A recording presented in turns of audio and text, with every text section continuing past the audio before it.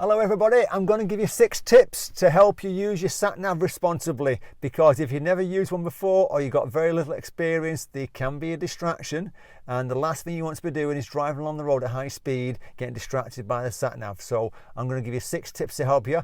If you're new to the channel, by the way, click on that subscribe button, and if you're liking this video, give it a thumbs up. Let's get started. So the first tip then is the position where you're going to put the sat nav, or if you're going to use a mobile phone, where you're going to position the mobile phone. You see lots of cars put it on the windscreen because they've got suction pads for windscreens, and that's fine as long as it's not in your view of where you want to see ahead of you. So don't put it right in front of you, don't put it kind of blocking your view on the windscreen, because I have seen cars driving around doing that, and don't be surprised if the police pull you over if you put it right in front of you and they talk to you about it, and they might even book you for something like that.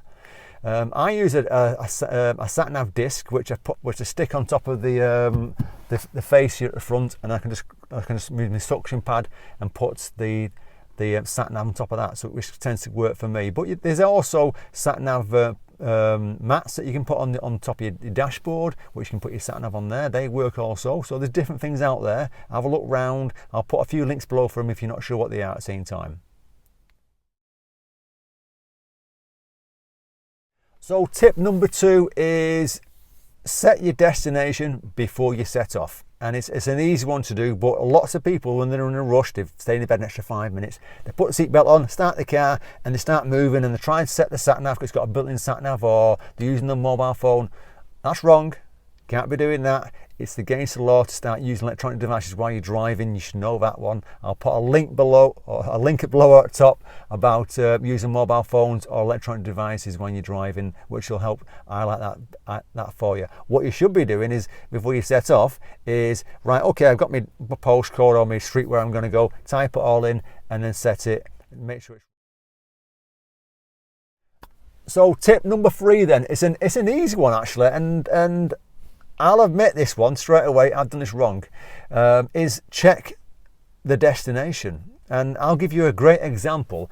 I was on a lesson a week ago, and the student says, can we drop me off at a certain place? I've got the postcode and the address. I said, yeah, so I typed it all in, and we started the engine and we set off, and I thought, do you know what? It's taking me the right direction, which is saying it's going to be half an hour away, and I know the area is only about 10 minutes away. So I said, let's pull over a second. So we pulled over, turned the engine off, and we checked the postcode, and I typed in 1 digit wrong, or 1 letter wrong on the postcode, so it's taking me an extra 6-7 miles away than where it should be. So once you've typed it in, before you set off, just make sure the postcode's right, or the street's right where you're going to go. If it looks wrong, it's probably going to be wrong.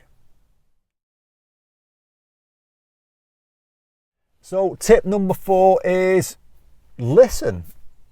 When you're on your driving lessons, on the driving lessons, whether it be 6 months ago or years ago, and you're doing driving lessons, you listen to the instructor saying, at the roundabout, turn right, 3rd exit, or at the roundabout, follow the road ahead, 2nd exit. Well, you're used to getting the verbal instructions, so do that. Get verbal instructions off the sat nav, and rather than looking down at the sat nav all the time, keep checking things, because it's a distraction. You need to use the sat nav wisely, which means that if you're going on a straight road and there's nothing to do, glance at it. And you know, when you've done what you need to do, don't kind of start looking at the sat nav approaching a roundabout. Don't start looking at the sat nav on a roundabout. Don't start looking at the sat nav as you're about to turn left or right, or there's traffic ahead, you're slowing down. Concentrate on what you should be doing. So listen to what the sat nav's telling you. If it doesn't sound clear, then recheck it if you can, but do it safely. Don't do it when you're busy.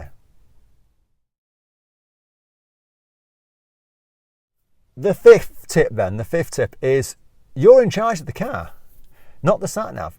So if you're driving along and the sat nav's saying to you, take the next left turn, and you turn left without even thinking about it, it could be a no entry sign. It could be they've changed the local council have changed the layout of the one-way system, so that's a no entry in there, it's coming one way out. So check the road you're going to go into, or check the speed limit. Don't assume the sat nav's going to be right.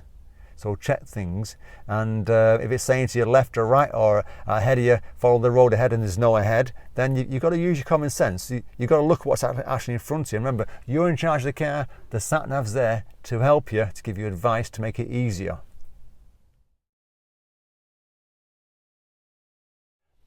So the final tip then to do with Sat Nav, to be responsible, is my Sat Nav says to me, or when I bought my Sat Nav, it said that I've got lifetime maps, which is an handy little thing. You can plug it in and update the maps, whether it be every 6 months you plug it in, or before you know you're going to go on holiday somewhere and use the Sat Nav, plug it in, update it on your computer, online. You can do these things now.